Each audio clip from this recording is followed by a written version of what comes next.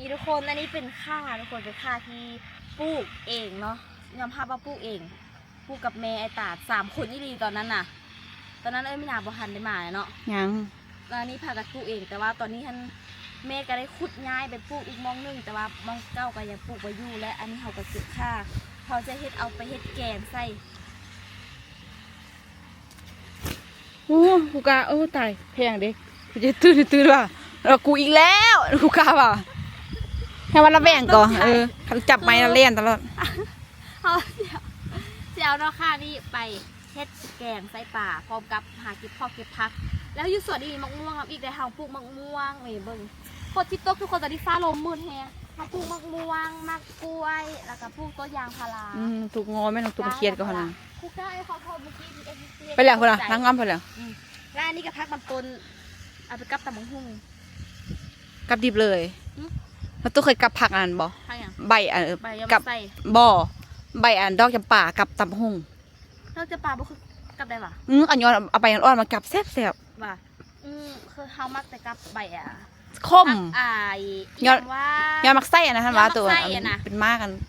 มากับย้อนมักคมมาอันนี้น่ะกับป่นเป็นดิบนะโคตรแม่เนาะกับป่นนะอันนี้แบบดิบกับป่นอ่ะแบบnumber 1เลยคือบอกเลยว่าถ้าเป็นผู้สาวผู้หนึ่งเป็นผู้หญิงผู้เที่ยวว่ามากินอีกอย่างที่ว่าแบบพักอย่างแบบสดๆขนาดเวลากินหมูกระทะก็มากินผักกาดสดผักบงสดไม่ค่อยกินซุปไปโอ้ที่เฮลิคอปเตอร์ป่ะตกมาแม่นบอกเนาะลงไกลแห่งเนาะแม่นเสียงยนต์วะเลยแต่นเลยเสียงรถอีแตนเหรออ้าวซึ่งก็เสียงยนต์สุดท้ายเสียงรถอีแตนอันนี้ส่วนใหญ่ทุกคนคือเสียงอันนั้นเนาะคือเสียงเฮลิคอปเตอร์ขนาดกูกล้ามาไหมลูกเมื่อไรบ้าเนี่ยกูกล้าวันนี้ไปเดี๋ยวเขาย่างขึ้นมาเบิ้งแถวนี้ทุกคนอันนี้ย่างอีพ่อกาเพราะว่าเขาจะให้อีพ่อกาเพราะจะแบ่งเป็นจะตับเป็นจะเตาะไว้เลยได้ผ่านฝ่ายฝนที่ตกตายอันเดียวเขาจะเหี่ยวภาษาอังกฤษได้วะทำไมภาษาอังกฤษที่เข้าใจอยู่เนาะเย็นดิ